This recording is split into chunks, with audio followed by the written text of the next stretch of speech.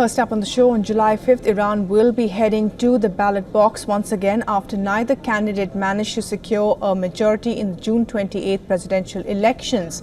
Now, while the runoff elections will see a straight fight between reformist Massoud Pezeshkian and the conservative Saeed Jalili, it will be interesting to see who emerges a clear winner given the low turnout of votes in the first round.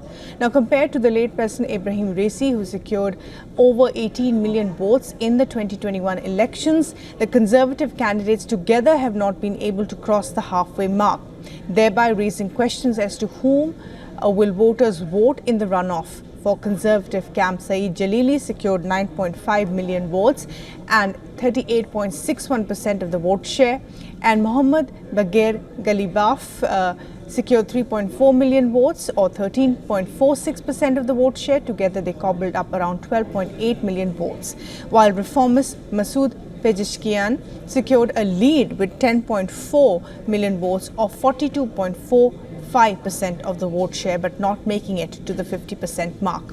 Now let's take a look at the campaigns of the two top leaders contesting in Friday's runoff. Reformist Massoud Pezeshkian has been representing the northern city of Tabriz in parliament since 2008. He served as the health minister under Iran's late reformist president Mohammad Khatami from 1997 to 2005, centering his campaign around Iranian women, youth and ethnic minorities. He also focused on reopening nuclear talks with the West. A staunch critic of Raisi's government, Pezeshkian has publicly criticized the lack of transparency during nationwide protests triggered by custodial death, the death of Mahsa Amini in 2022, who was detained for allegedly violating Islamic dress code. Pezeshkian will face a hardline former nuclear negotiator, Saeed Jalili, who managed to beat Parliament Speaker Mohammad Baghir Ghalibaf to qualify for the runoff. Jalili is said to be a protege of Ayatollah Ali Khamenei, Iran's 85-year-old supreme leader, and has claimed that if elected, Jalili is expected to continue the harsh crackdown on anti-government protesters and women accused of violating the country's mandatory hijab rules.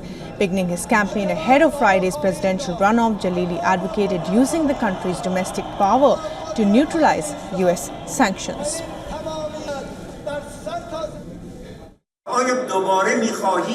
Do you want to stay idle and keep asking why the US frowned upon us? Do you want to wait for the uncertain approval of other nations to do things? The result will be negative or zero growth over the span of 8 years. That had impacts that are still torturing our people to this day. Well, we are now being joined by Fouad Azadi, who is the Associate Professor, Faculty of World Studies, University of Tehran. He's also a columnist and political commentator joining us. Thank you very much indeed for joining us this afternoon again. And Fouad Azadi, now one person here is Khamenei protege and the other, of course, the only moderate who was in the race, neck and neck in this runoff. Who do you think will make it? And their policies seem to be extremely divergent from each other. That's what you get in a democracy. We have politicians, they need people's vote to win, and we need to wait and see who's going to be more attractive to the Iranian voters. We used to have a monarchy, we used to have a Shah. The Shah was in power because his father was a Shah. In 1979 Islamic Revolution, the country moved towards a republic, and now we have presidents. And presidents have a lot of power in how the country is run, and the people get to choose these people. They are not there because of they are somebody's son. Saying what I just said should probably lead you to this result, that nobody knows who's going to win. The combination of the conservative vote last Friday was more than the reformist vote.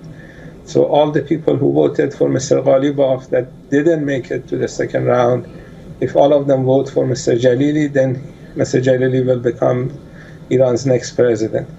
If some of these people vote for Mr. Pezeshkian, then the vote is going to be closed. If Mr. Pezeshkian is able to attract people who didn't vote last Friday, he will be Iran's next president. So we just have to wait a few days and see the result. Unlike some elections in this part of the world, the end result nobody knows, and Iran's elections are difficult to predict because it's the people that decide. Right. Saeed Jalili, known to be a hardline leader as opposed to Pezeshkian, what sort of foreign policy will either of them bring to the table? I think on India-Iran relations, Mr. Jalili is going to be more enthusiastic in increasing relations between Iran and India because he believes waiting for the United States or some European countries to lift sanctions on Iran is a mistake.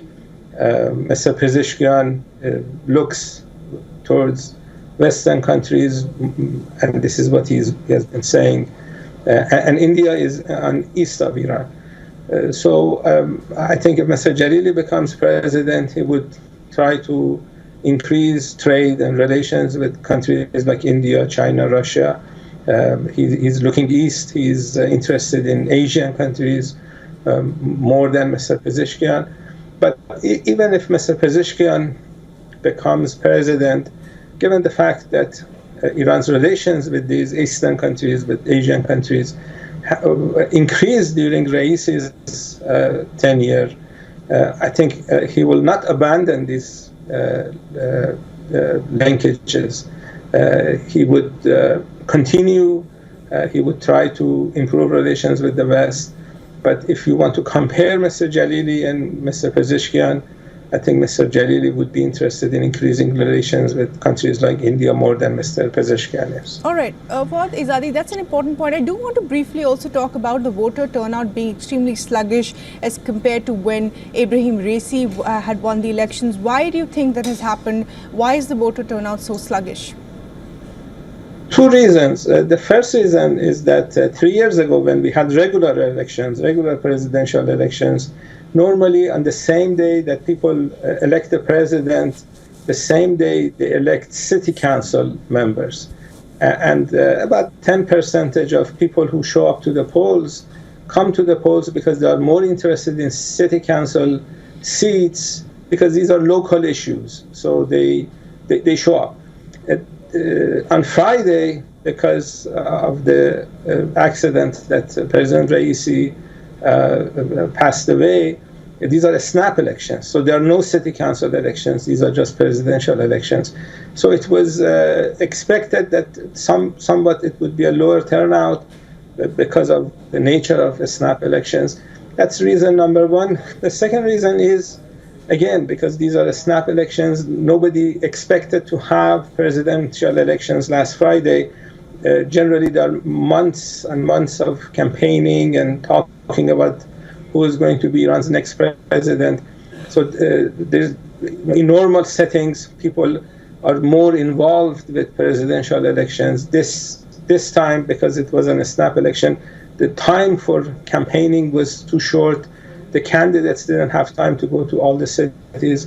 So that created a lesser enthusiasm, and this is the second reason you had a lower turnout. Right. Fuad Izadi, Associate Professor, Faculty of World Studies at the University of Tehran. Appreciate you talking to us this afternoon.